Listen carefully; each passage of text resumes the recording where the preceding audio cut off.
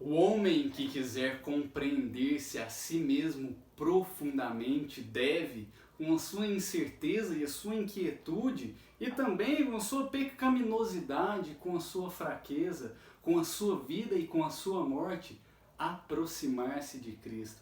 Ele deve, por assim dizer, entrar nele com tudo que é em si mesmo. Essas belas palavras, São João Paulo II, continuamos com a vida desse santo.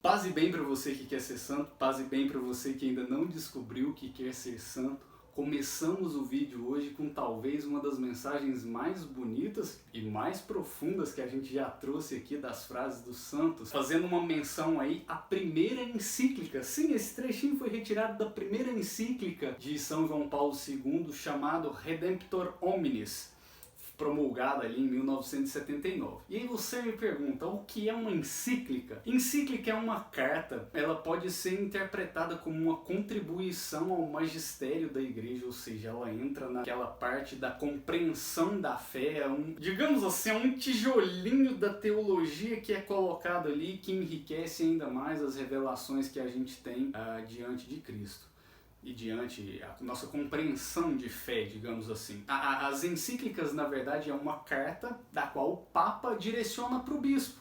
E o bispo pode direcionar ali para os seus padres e também para todos os leigos e fiéis de boa vontade. Então, acaba que é uma carta direcionada para todo mundo. Existem várias encíclicas importantes que os papas foram promulgando aí ao longo da história da igreja, principalmente durante esses 2 últimos séculos aí. A gente vai tratar de algumas delas nesse vídeo aqui de hoje. Começamos então com essa frase, é uma frase inclusive que foi lembrada pelo nosso querido Papa Francisco em comemoração ao último 18 de maio, um dia antes da gravação desse vídeo. O dia 18 de maio foi ontem, na segunda-feira, da qual se comemorou o centenário do nascimento de São João Paulo II, e Papa Francisco trouxe justamente essa frase para conclamar os jovens a se aprofundar, a se compreender nele. São João Paulo II traz aí uma verdade que foi colocada por Santo Agostinho muitos séculos atrás. Santo Agostinho dizia assim que o coração do homem não se aquieta enquanto ele não enquanto ele não conhecer a Deus, enquanto ele não encontrar a Deus. Vamos colocar com essa palavra que fica melhor. Então, você pode buscar muitas coisas, e como é prático, né? Olha o mundo à sua volta, tanta gente que busca tantos falsos desejos. Inclusive, deixa eu fazer um merchan.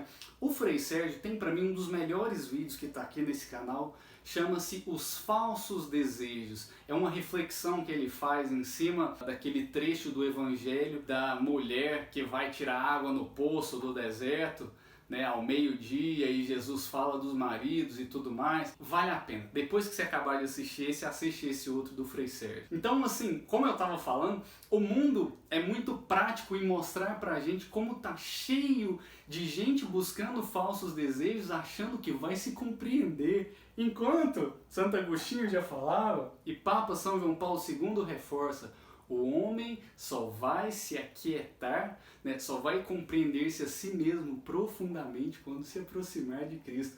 Eu acho que a gente poderia fazer um vídeo só com esse trechinho, mas vamos adiante. Além de ter essa verdade de fé que é colocada pra gente, é uma mensagem também um tanto quanto misericordiosa, porque se você for para parar para pensar, a preparação que se tem que fazer para se aproximar de Cristo é simplesmente abrir o coração. São João Paulo II coloca ainda, que nos aproximemos nas nossas incertezas e nas nossas fraquezas, na nossa pecaminosidade.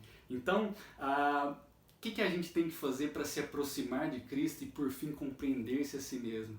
Abrir o coração para que ele seja em nós. Mas vamos lá, voltando à vida desse santo homem, desse sábio. Eu diria que assim, o santo, existe uma diferença muito grande entre o inteligente e o sábio, Inclusive, do último vídeo da irmã Faustina, do último não, né? No vídeo da irmã Faustina, foi falado do diário que ela escreveu, e eu fiz a aquisição desse diário. Existe o prefácio do diário de Santa Faustina é feita pelo Andrei Cascur, aqueles nomes pro lado de lá da Polônia. Essa edição que eu leio tem 2 prefácios dele. No primeiro prefácio ele fala assim, inclusive ele foi cardeal do Papa São João Paulo II, os dois se conheceram muito queridos. Inclusive ele faz menção ao Papa São João Paulo II no prefácio. Mas o que ele fala? Ele fala assim que uma vez encontrou com uma mística, tal como Santa Faustina era mística também, ele encontrou com uma mística, a irmã Esperanza, e essa irmã Esperanza, ele perguntou para ela se ela conhecia a obra de Santa Faustina. E aí ela falou uma coisa muito, muito legal. Ela falou assim, ó, Deus se comunica com os filósofos na linguagem dos filósofos, com os teólogos na linguagem dos teólogos, e aos simples na linguagem dos simples e dos humildes. E só a esses ele revela os dons mais preciosos. Falando da importância da obra de Santa Faustina. Obra essa da qual a segunda encíclica do Papa João Paulo II, que foi chamada Divis in Misericordia, são muito próximos os temas centrais da misericórdia. Inclusive o Papa João Paulo II ele foi responsável pela beatificação, foi no papado dele que aconteceu a beatificação e canonização da irmã Faustina. E é impressionante como se aproximam os conteúdos. A encíclica do Papa João Paulo II vai seguir a linha do Evangelho do Filho Pródigo, que é um evangelho melhor do que esse para tratar da misericórdia. Então é impressionante, é sensacional, né? Mas tem essa aproximação. Mas voltando, né, como eu estava falando, eu vou emendando um tema no outro, às vezes fica um pouco confuso, mas eu vou tentar manter a linha, né? Existem os sábios e os inteligentes. Eu diria que a graça de Deus permitiu que São João Paulo II fosse um sábio e um inteligente, porque ele tem uma vasta riqueza teológica e ao mesmo tempo era um sábio também. Mas vamos lá. Voltemos para a vida dele. No primeiro vídeo, a gente falou ali do nascimento até quando ele vira bispo, o bispo mais novo da Polônia, bispo aos 38 anos, isso aconteceu lá em 1958. E eu esqueci, assim, de alguns fatos. Como eu sabia que iam ter mais partes, eu falo esses fatos depois. Mas alguns fatos que valiam a pena ter entrado nesse primeiro vídeo. O primeiro deles é a questão de que Karol Wojtyła, enquanto estudante, enquanto jovem, adorava teatro. Ele gostava tanto de teatro que ele chegou a escrever algumas peças, ele chegou a fazer algumas atuações e ele queria seguir a vida dele como ator. A dinâmica ali da Polônia, né, com aquela frente nazista entrando ali, meio que fez ele ser obrigado a mudar os planos, né? Mas era apaixonado pela arte da encenação, aí, pelo teatro. Outra coisa que vale a pena notar também é a convivência, o conhecimento dele com o Adam. Você lembra do Adam que eu falei, que foi aquele arcebispo polonês que recebeu ele na casa dele, que encaminhou e conseguiu comandar um seminário clandestino para fazer a formação de Karol Wojtyła. O que acontece? Esse Adam, a primeira vez que ele conhece São João Paulo II foi na formatura. Na formatura daquilo que seria o ensino secundário ali, para entrar na faculdade, ele foi o orador. São João Paulo II, na época, Karol Wojtyła, foi o orador da turma. E o discurso dele impressionou muito o Adam.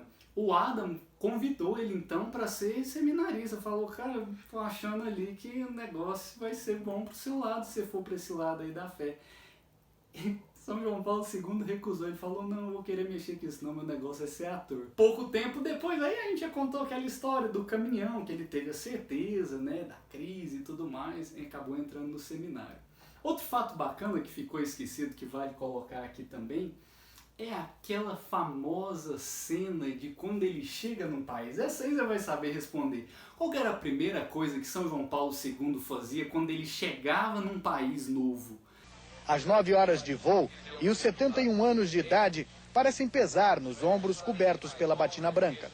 E o Papa desce os degraus lentamente. Mas a imagem do homem cansado esconde uma agilidade inesperada. Ao pé da escada, ele se ajoelha sem dificuldade e beija mais uma vez o chão do Brasil. Essa atitude ele fez a primeira vez quando ele voltou para a Polônia, depois de estudar em Roma, foi atuar num trabalho pastoral numa cidadezinha ali que ficava 25 quilômetros mais ou menos da Cracóvia. E a primeira vez que ele chegou lá, ele beijou o chão também. E sabe de quem ele copiou essa atitude? Do nosso querido São João Maria Vianney. É outro santo que certamente, assim, mas é certeza absoluta que nós vamos trazer aqui a história de São João Maria Vianney. São João Maria Vianney, um santo francês, era burro.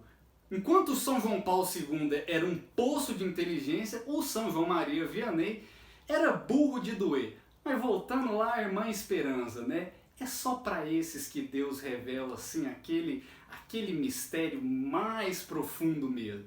E o bispo lá da França, para não causar um transtorno maior, assim, para ele não causar problemas maiores, mandou ele para um buraco da França, digamos assim, que era Ars. Ars era uma terra que tinha prostitutas, bêbados e um povo muito perdido. Falou, vamos mandar ele para lá que o estrago vai ser menor.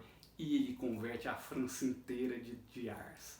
Né? E a primeira coisa quando ele faz, ao chegar em Ars, o senso comum para qualquer padre seria, eu não acredito que eu estou nesse buraco. O que São João Maria Vianney faz? Ele beija o chão.